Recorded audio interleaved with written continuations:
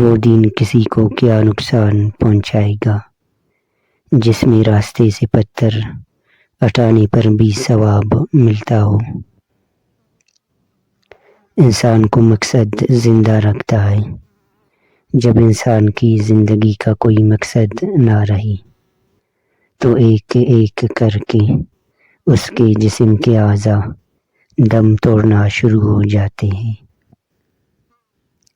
مرد اپنی بیوی اور اپنے خاندان کے درمیان پل کا کام کرتا ہے۔ اگر پل کمزور ہو تو سارے رشتے کمزور ہو جاتے ہیں۔